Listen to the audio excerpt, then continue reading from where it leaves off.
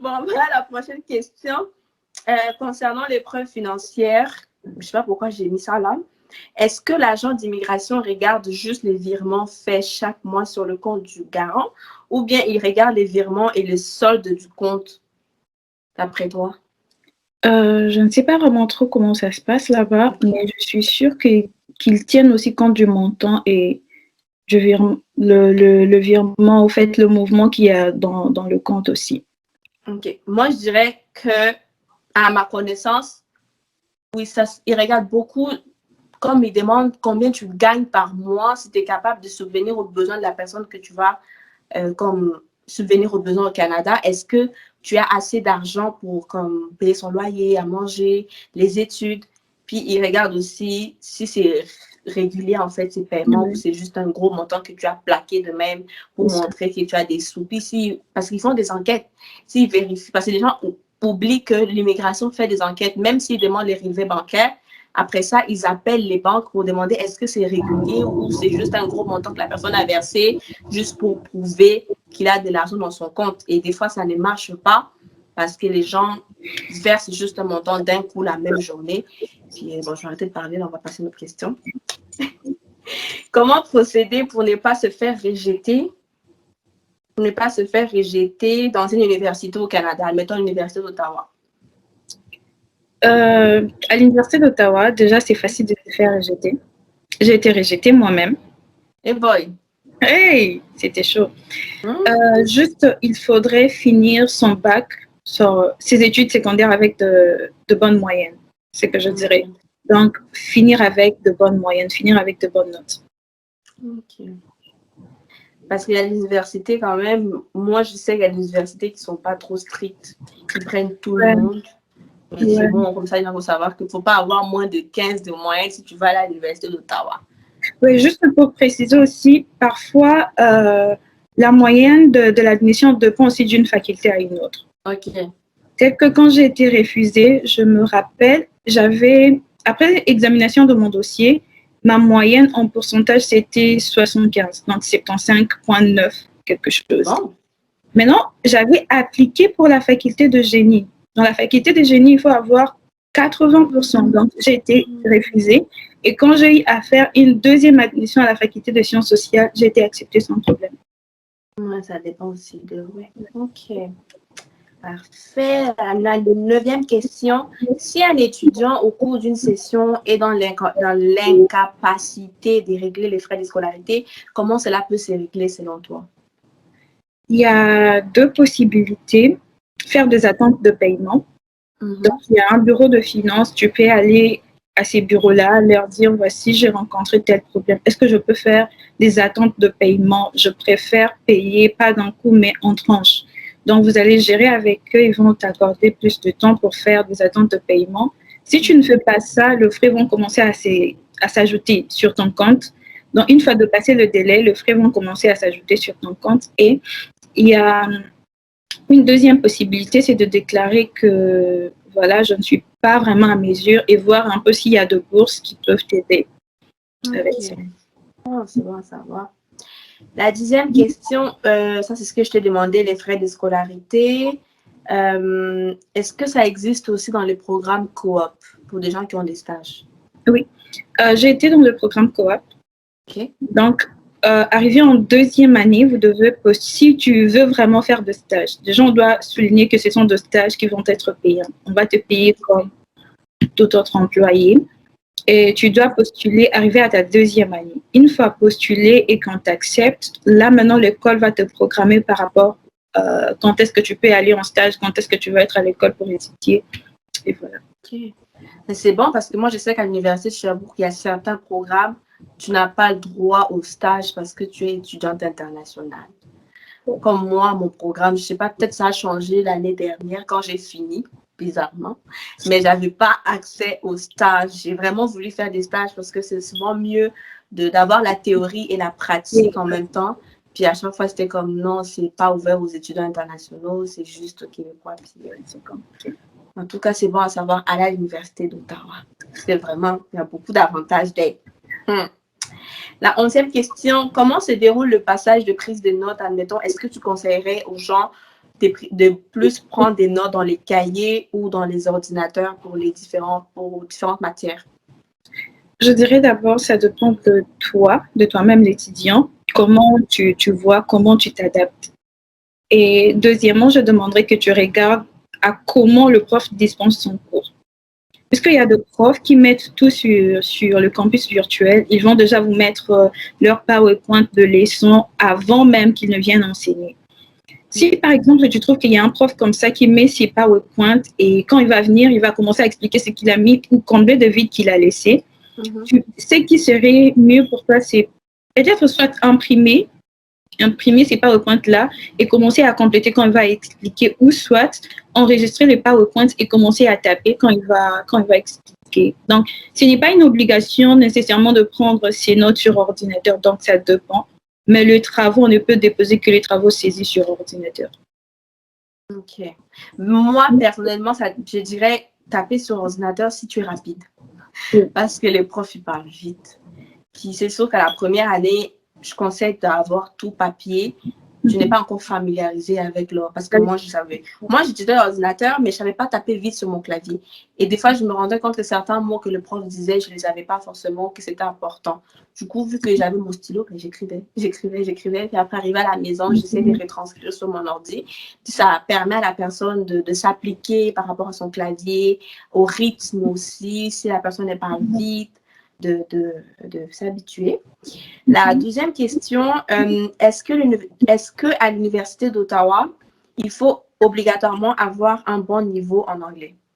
Et aussi, quelle est la procédure pour lancer sa candidature? Non, il ne faut pas nécessairement avoir un bon niveau en anglais, puisque l'université est bilingue. Le même programme, on peut retrouver le même programme en français et le même programme en anglais. Donc, ce qui veut dire, donc, on peut être dans le même programme. Moi, je le fais en français, toi, tu le fais en anglais. Donc, c'est pas une obligation. Mais avec le temps, j'ai pu comprendre que c'est quand même important d'apprendre un peu l'anglais. Pourquoi? Dès que dans mon domaine d'études, tout ce qui est relié à la science politique, des trucs, on se retrouve parfois, un prof vous recommande un texte à lire, mais il vous dit, je n'ai pas trouvé les documents en français, j'ai juste trouvé en anglais. Donc, si tu as quand même un peu de notions, ça va t'aider, mais ce sont des choses qui n'arrivent pas assez souvent, puisqu'on sait qu'on étudie en français. OK. Bon, moi, ça répond aux questions. La dernière question, c'était les délais de traitement de permis d'études. Puis ça, on sait que ça dépend vraiment de dossier. On peut pas avoir un délai fixe. Mais il y en a qui voudraient savoir, toi, ta demande de permis d'études a duré combien de temps à l'immigration? Ma demande de permis d'études a duré, je dirais, ça date aussi, hein. Ouais. Pour le visa, je sais que c'est 4 semaines. Le permis d'études, c'était une affaire d'un mois ou... Ça, c'était à l'époque où il n'y avait pas de COVID. Oui, je pense que c'était une affaire de 5 ou 6 semaines comme ça pour le permis. OK.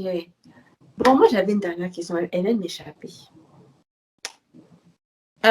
Je me disais, on va faire peut-être une petite conclusion juste pour que les gens ne se disent pas que, certes, la scolarité coûte moins cher à l'Université d'Ottawa, mais qu'est-ce que toi, les logements, est-ce que ça coûte moins cher pour toi, les logements à Ottawa?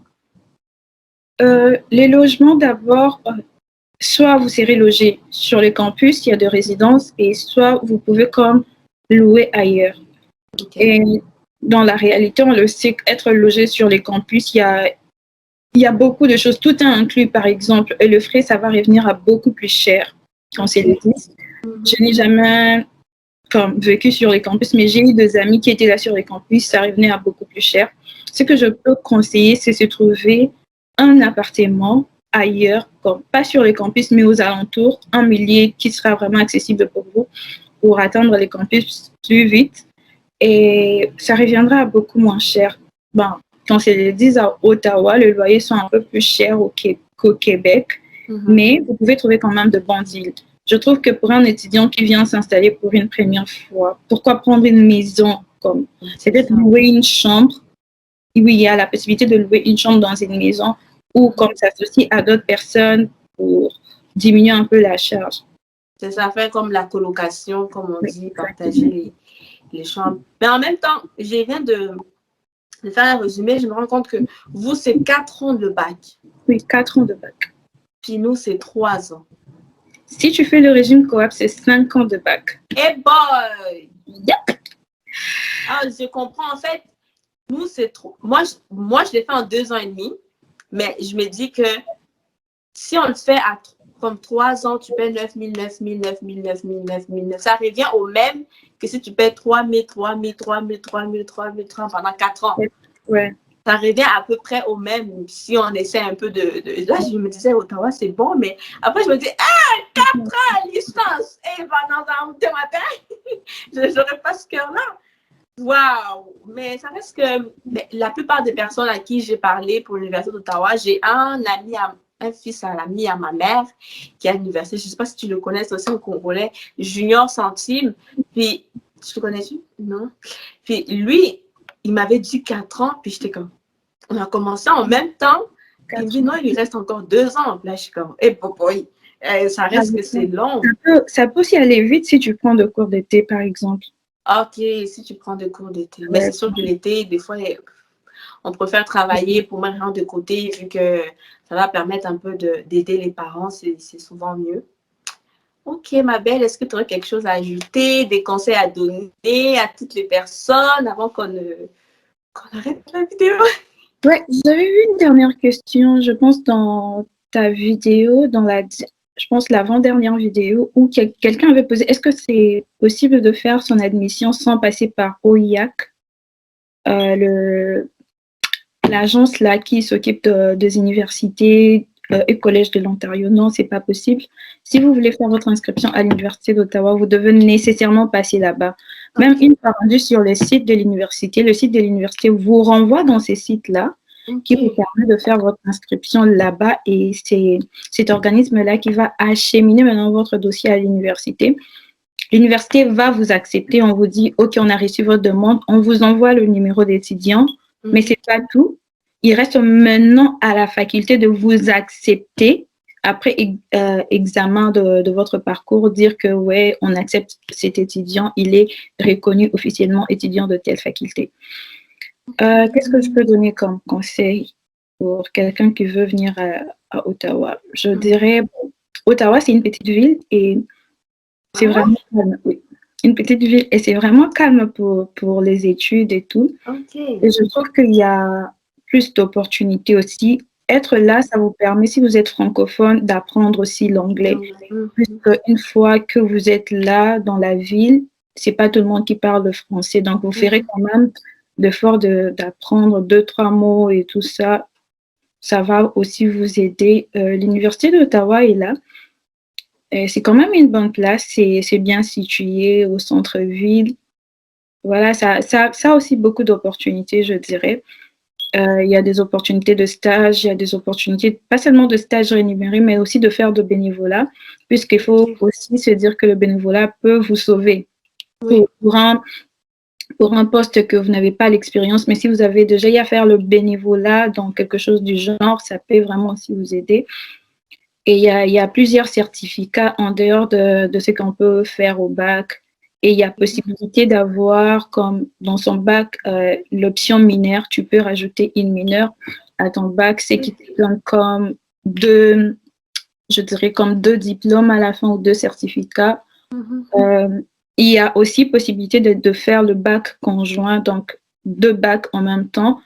À l'exemple, je devais faire droit civil et développement international. C'est une option. Moi, je n'ai pas pris cela. Je suis juste directement allée en développement international et mondialisation. Donc, mes amis qui finiront en droit civil et développement international auront comme 2 diplômes, un de droit civil et de développement. Ce sont là les possibilités que l'université offre. En termes de soutien, l'université offre vraiment aussi un très grand soutien aux étudiants. Et ne vous inquiétez pas, ce n'est pas un pays où vous allez vivre trop la discrimination. C'est vraiment un peu plus accueillant. Les Canadiens sont vraiment accueillants et je pense que c'est un peu tout. C'est vrai. Mais j'avais une dernière question par rapport à ce que tu as dit. Est-ce que quand tu vas t'inscrire sur le OI, c'est pas OI quelque chose, est-ce que tu payes des frais en plus de l'université ou c'est juste un seul frais qui fait qu'on traite ta demande? Non, c'est juste l'unique frais que tu vas payer. Okay. $256 si je ne me trompe pas. 56? $256. Ah, tu vois, il y a des avantages et des inconvénients. À l'université Sherbrooke, c'est $82.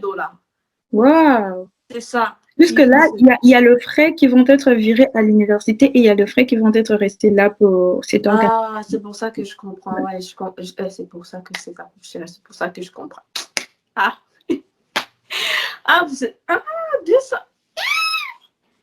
Mais tu sais, c'est vraiment la personne. C'est aussi mieux d'aller à Ottawa parce que tu n'auras pas à faire le CSQ pour la demande des résidences permanentes. Tu vas directement passer à la résidence. Ça, c'est aussi bon parce que j'ai déjà précisé que le CSQ, ça coûte cher. Le CSQ, on est à $822 maintenant, juste pour le CSQ. Mais là, je me demande, est-ce que tu connais les frais de la résidence permanente? Parce que je tombe sur tellement des sites, ils me disent des fois 1500, des fois $1000, des fois 800. Franchement, je n'ai aucune idée. Juste, je sais, après le bac, vous devez comme faire la demande de votre permis post-diplôme. Je pense que ça correspond au CSQ que vous avez là-bas. Non, ça c'est le permis de travail post-diplôme pour travailler. Mais en plus de ça, si tu veux demander la résidence permanente, il faut avoir le CSQ, donc les certificats de sélection du Québec. C'est comme le CAQ, mais pour la résidence permanente, il faut le demander aussi. Pour avoir la résidence. C'est too much chez vous. C'est too much money. C'est beaucoup d'argent dépensé. Tu sais, moi, je suis rendue à cette étape-là. Puis la semaine dernière, j'ai envoyé mon CSQ, tu vois l'argent sortir. Est-ce que vous avez vraiment besoin d'autant d'argent pour traiter ma demande? C'est énorme. Puis tu m'as dit, ta soeur, elle est avec toi? Oui. On n'est pas toute seule. Pour moi, elle a 2 enfants, elle est mariée, c'est normal.